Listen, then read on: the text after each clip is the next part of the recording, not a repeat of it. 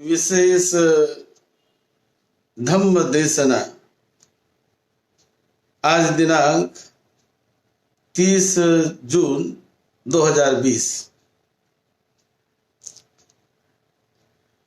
सुखो बुद्धानं उपादो सुखो सद्धम्म देशना सुखा संघस्स सामग्री समग्गानं तपो सुखो सुखो सद्धम्म सवनं। तथागत भगवान बुद्ध का इस धरती पर जन्म लेना बड़ा सुखदायक, बड़ा कल्याणकारक होता है। उन्होंने बताए हुए धम्मों को सुनना, समझना बहुत कल्याणकारक, बड़ा मंगलदायी होता है। आज हम विशेष धम्म देशना में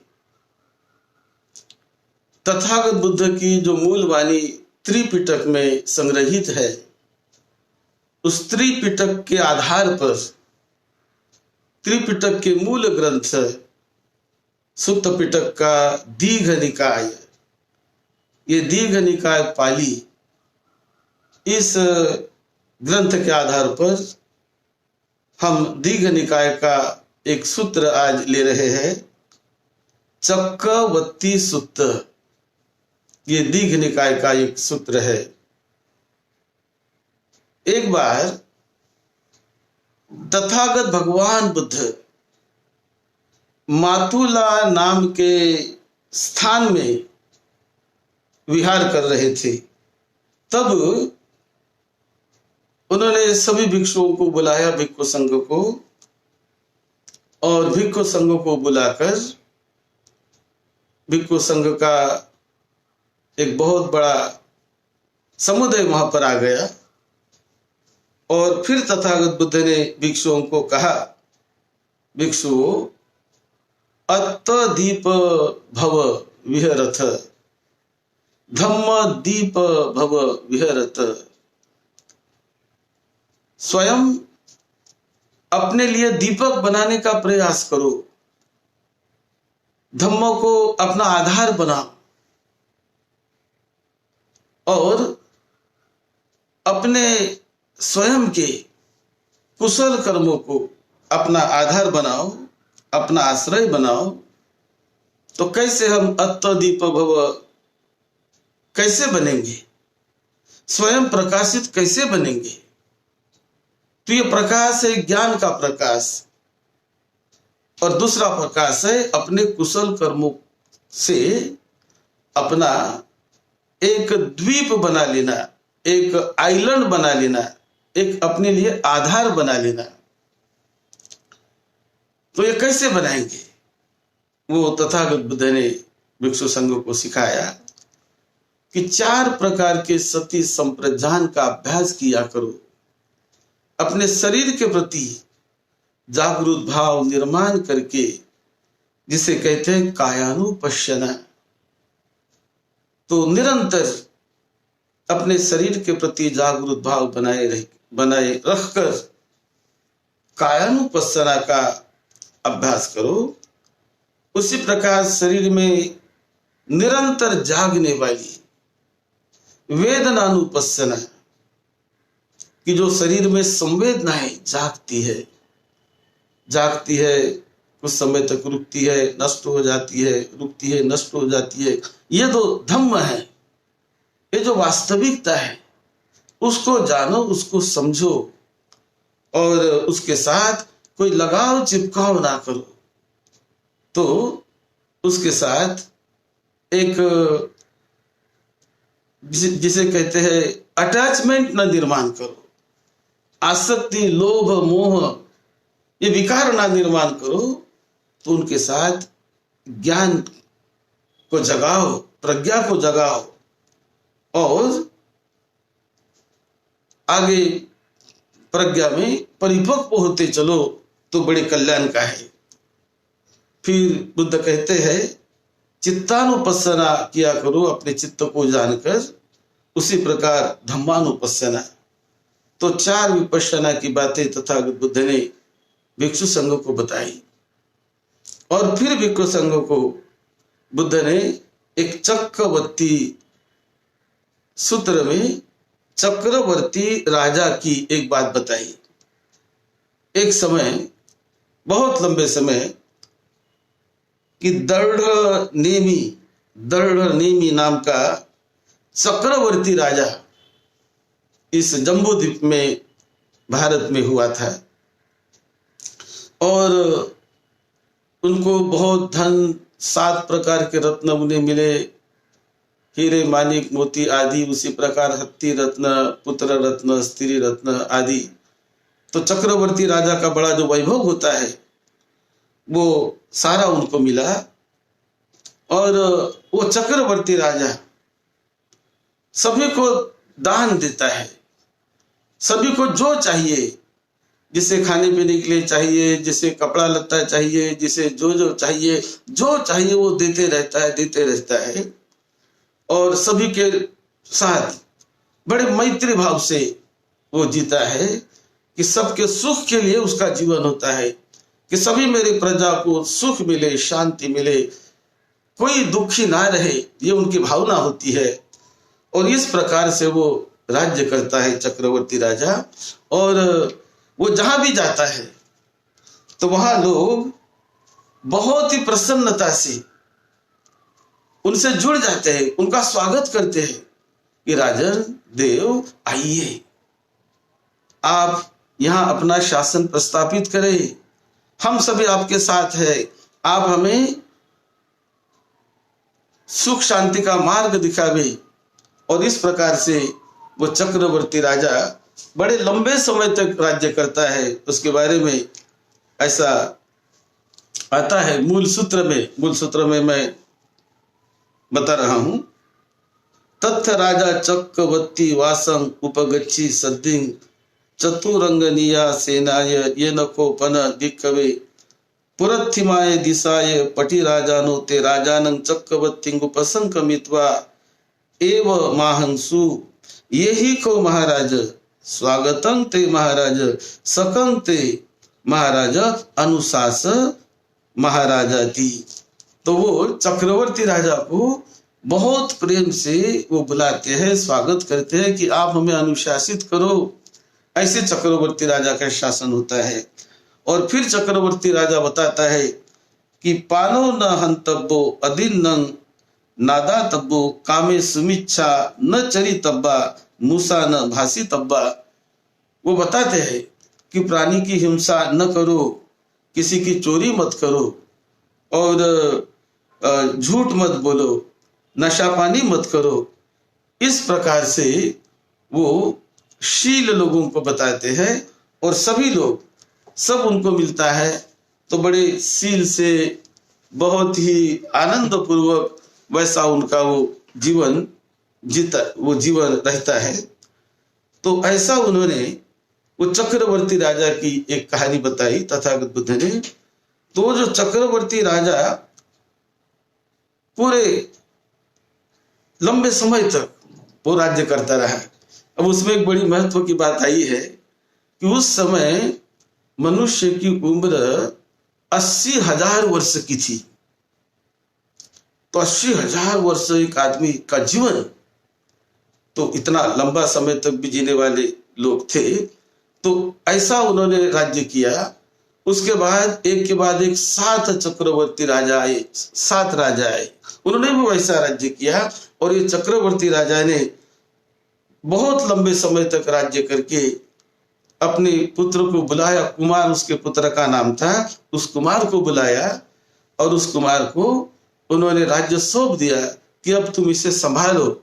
और वो चक्रवर्ती राजा स्वयं प्रवज्जित हो गए ब्रह्मचर्य का पालन करने के लिए, करुणा मैत्री मुदिता का अभ्यास और बढ़कर करने के लिए वो प्रवज्जित होते हैं।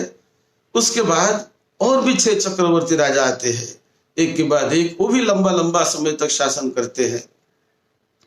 लेकिन जो अंतिम राजा हुआ, सातवां अंतिम चक्रवर्ती राजा ने कोई चक्रवर्ती का राजधर्म का पालन नहीं किया। तो उसने जो निर्धन लोग होते हैं, जो गरीब लोग होते हैं, उनको उन्होंने धन धान्य नहीं दिया, उनको उन्होंने मदद नहीं किया, उनको सपोर्ट नहीं किया। और फिर गरीबों को अन्न धान्य न मिलने के कारण वो निर्धनता बढ़ती रही। और जब निर्धनता बढ़ी तो उन्होंने एक दूसरों का चुराना शुरू कर दिया। जिसके पास नहीं है तो अपना पेट के लिए वो किसी की वस्तु चुरा लेता, किसी की सामान चुरा लेता, ऐसी चोरी करना शुरू कर दिया। तो झूठ बोलना शुरू कर दिया, फिर निंदा करना शुरू कर दिया, शराब पीना शुरू कर दिया। ऐसे जो शील का जो भंग होता है, वो शील भंग करना शुरू कर दिया। राजा को बात बताई गई कि देखो इन्होंने हमारी चोरी की। तो राजा ने पूछा, क्या चोरी की तुमने? हाँ की। क्यों की भाई चोरी? मुझे खाने के लिए कुछ नहीं था, कैसे मैं भूखा रहूं, तो इसलिए मैंने चोरी की। फिर और भी लोगों को, ऐसे ही चोर लोगों को पकड़ा गया। तो राजा ने बड़ा कड़क उनको दंड दिया कि इनको मृत्यु दंड दिया जाए। तो राजा ने ऐसे चोरी करने वालों को मृत्यु दंड दिया। उनका सर काट कर उनको दंडित किया गया। अब ऐसे होने के बाद फिर और समय बढ़ता है, चोरी बढ़ती है, झूठ बोलना बढ़ता है, प्राणी हिंसा बढ़ती है। फिर ये लोगों ने भी अपने पास अस्त्र शस्त्र रखना शुरू कर दिया। राजा की देखा देखी करके उन्होंने भी अस्त्र शस्त्र लोगों ने भी रखना शुरू कर दिया।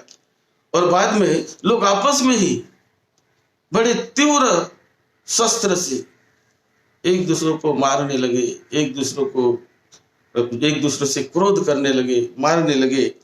और इस प्रकार से उनका ह्रास होते गया। तो जो उम्र 80,000 की थी वो 40,000 पर आई, 40,000 की थी 20,000 पर आई, फिर 10,000 पर आई। ऐसा करते करते उम्र कम होते होते, क्योंकि जैसा जैसा ये शील का पालन कम होता है, यदि हमने सम्मान नहीं किया माता पिता का, शील का पालन नहीं किया, हमने सद्धर्म का गौरव नहीं किया, हमने यदि हमेशा हम बुरे कामों में लगे रहे तो उससे उम्र कम होती है, वर्ण कम होता है और उससे वो ह्रास होते चला जाता है। तो इस प्रकार ये उम्र ह्रास होते होते वो कम होते गई और लगभग 100 वर्ष की उम्र आ गई। तो ऐसा बुद्ध ये कहानी बताते हैं कि 100 वर्ष की उम्र आ गई और उसमें और भी धीरे धीरे उसका ह्रास यदि होते जाएगा, कोई शील का पालन न करे तो उम्र कम होते होते 50 की होती है, 40 की होती है, 30 की होती है। फिर इसमें सूत्र में बताया गया कि उम्र कभी 10 साल की उम्र हो जाती है, आदमी की 10 ही साल की उम्र।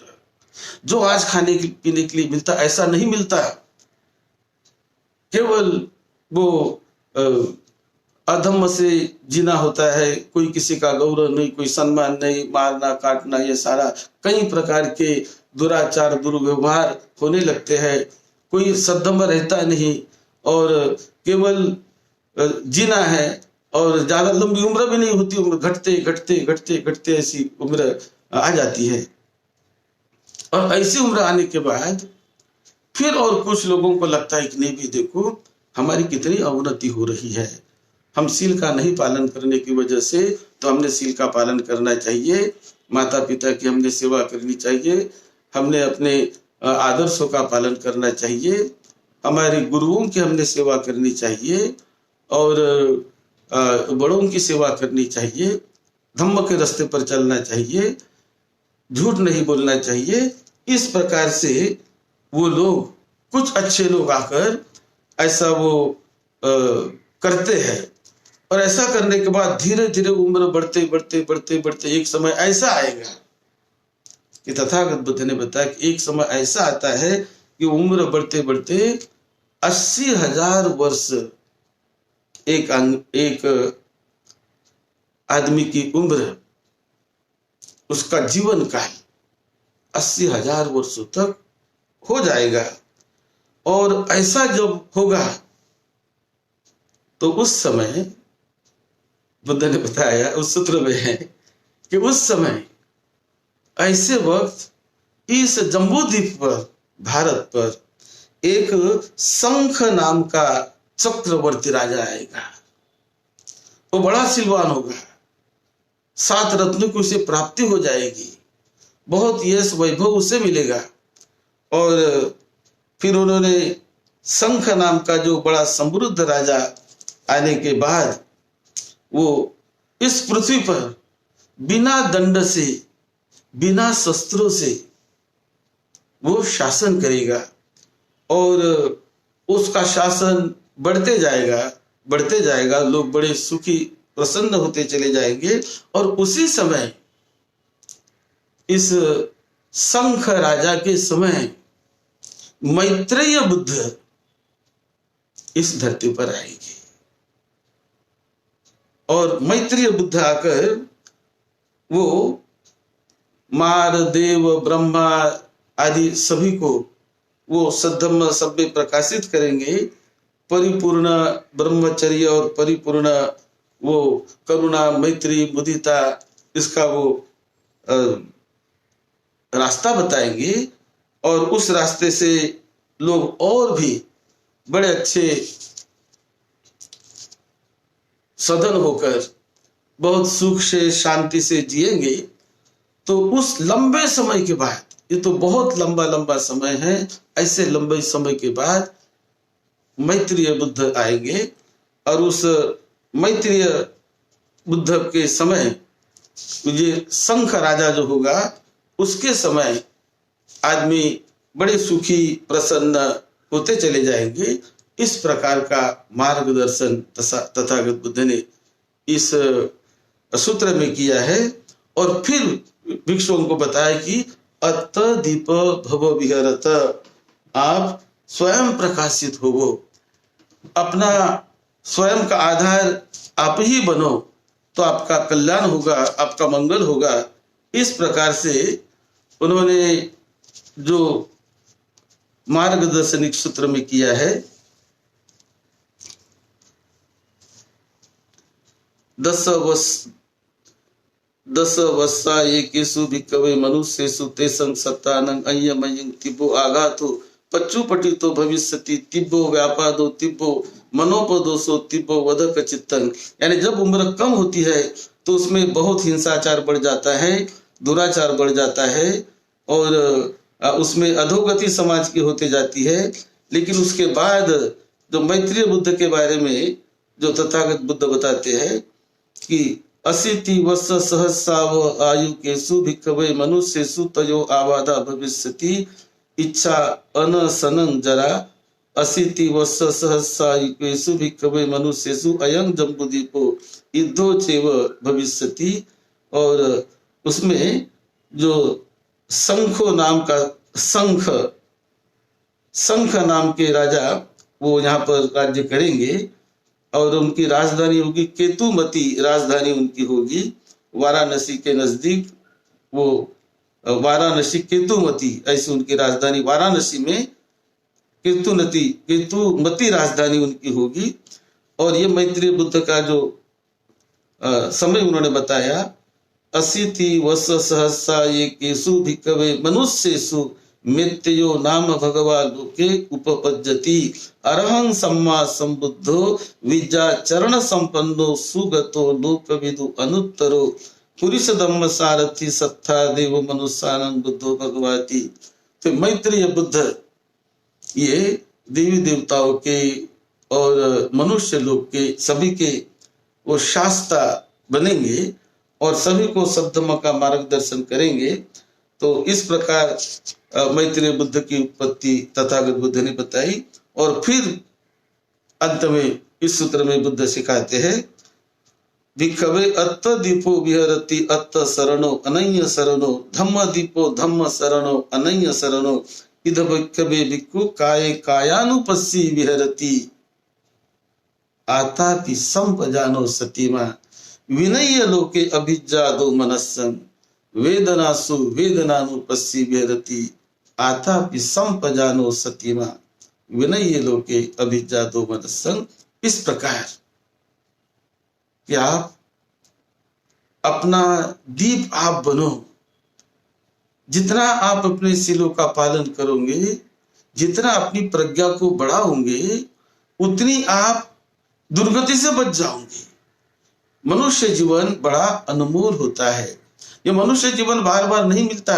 एक बार यदि मनुष्य जीवन से आदमी छूट गया और दुर्गति में चला गया, किसी पशु पंछी के योनि में चला गया, किसी दुर्गति में चला गया, तो मनुष्य जीवन मिलना बड़ा बड़ा कठिन होता है। क्योंकि मनुष्य जीवन में ही वो संभावना होती है कि वो अपनी अच्छी से अच्छी प्रगति करते चले, प्रकाश से प्रकाश की ओर जाते चले, और प्रकाश से प्रकाश की ओर जाकर वो विमुक्ति के रास्ते पर आरूढ़ होकर वो निर्वाण का, मुक्ति का, मोक्ष का साक्षात्कार जीते जी कैसा करे, ये रास्ता मनुष्य जीवन में ही संभव होता है। ऐसे बुद्ध ने इस सूत्र में बताया है। और मैत्रेय बुद्ध की जो भविष्यवाणी बुद्ध ने की है वो इस दीघ निकाय के इस सूत्र में उनके बारे में आता है।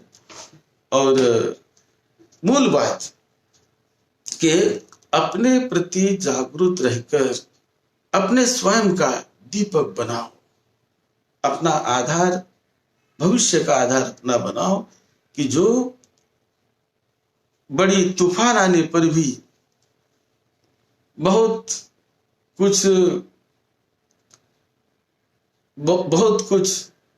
चढ़ाव उतार आने पर भी चित्त न डगमगाए, चित्त मजबूत रहे और प्रज्ञा की दिशा से अपना विकास करता रहे।